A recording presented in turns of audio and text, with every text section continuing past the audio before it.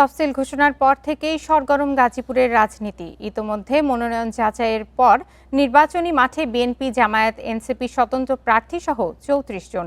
এবার ভোটের মাঠে বড় ভূমিকা রাখবে পোশাক শ্রমিক ও তরুণ ভোটাররা। যানজট মুক্ত, পরিবেশ বান্ধব গাজীপুর গড়তে প্রার্থীরা ভূমিকা রাখবে এমনটাই প্রত্যাশা স্থানীয়দের। দেশের অন্যতম বৃহৎ জেলা গাজীপুর। গার্মেন্টস, টেক্সটাইল সহ নানা রপ্তানিমুখী শিল্প আসে এই অঞ্চলে।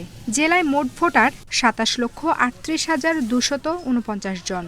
৫ আসনেই মনোনয়ন জমা দিয়েছেন বিএনপি, জামায়াত, এনসিপি সহ স্বতন্ত্র প্রার্থীরা। বিজলি কেবলসের স্কিন কোটেড ইনসুলেশন আগুন প্রতিরোধী। বিজলি কেবলস, নিরাপদ আজীবন। ভোটারদের সমর্থন পেতে নানা কৌশলে প্রচারণা চালাচ্ছেন প্রার্থীরা।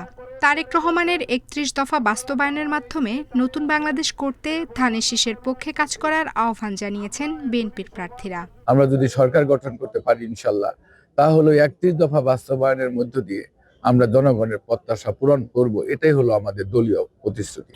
ভোটে জয়ী হলে দুর্নীতিমুক্ত ন্যায়ভিত্তিক সমাজ গড়ার অঙ্গীকার জামায়াত প্রার্থীর। আর পুরনো দলের বাইরে গিয়ে জুলাই গণ অভ্যুত্থানের চেতনায় নতুন বাংলাদেশ করতে সবাই এনসিপিকে ভোট দেবে, এমনটাই আশা দলটির প্রার্থীর। যেহেতু শ্রমিক অধ্যুষিত এলাকা, এখানে যাতে শ্রমিক অসন্তোষ না হয়, গার্মেন্টস কারখানাগুলো সহ অন্যান্য কারখানাগুলো যাতে সঠিক সময়ে বেতন পায় এবং তাদের ন্যায্য মজুরি পায় এবং মাতৃত্বকালীন ছুটির ব্যবস্থা থাকে। দারিদ্র্যমুক্ত, সন্ত্রাস চাঁদাবাজ মুক্ত এবং দুর্নীতিমুক্ত, মাদকমুক্ত একটি দেশ গড়তে চায়, দেশ দেখতে চায়।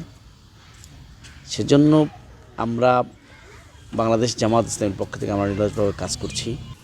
নতুন সরকারে যারা প্রতিনিধিত্ব করবেন তারা শিল্প নীতিমালা প্রণয়ন ও ব্যবসা প্রসারে ভূমিকা রাখবেন, এমন প্রত্যাশা ভোটারদের। আমরা একটা পরিকল্পিত শিল্প, বাণিজ্য এবং অর্থনৈতিক একটা সেক্টর চাই, যার মাধ্যমে গার্মেন্টস শিল্প সহ যত প্রতিষ্ঠান বিদেশি বিনিয়োগ, দেশি বিনিয়োগ আমরা করতে পারবো।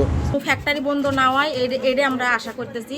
আমরা কাজ কাম করি, সে কাজ কামে যেন আমাদের বেতন ভালোভাবে জানি পাই, আমরা জানি ভালোভাবে কাজ কাম করবে, সেটাই চাই। নির্বাচনকে গ্রহণযোগ্য করা ও নিরাপত্তা নিশ্চিতের কথা জানিয়েছেন রিটার্নিং কর্মকর্তা। প্রতিদিনই বিভিন্ন জায়গায় অভিযান পরিচালনা করছে, মনিটরিং করছে। তো দৃশ্যমানভাবে এখন পর্যন্ত আমরা দেখছি যে খুব মানে বড়সড় কোনো ব্যত্যয় আমরা এখন পর্যন্ত আমরা পাইনি। স্থানীয়রা বলছেন, শিল্প অধ্যুষিত গাজীপুর কারখানা দূষণ ও মহাসড়কের যানজট থেকে রেহাই পায়নি। এবার জনগণের প্রত্যাশা, কাঙ্ক্ষিত সেবা। আফসানা ফিরোজ জুই, ইন্ডিপেন্ডেন্ট নিউজ।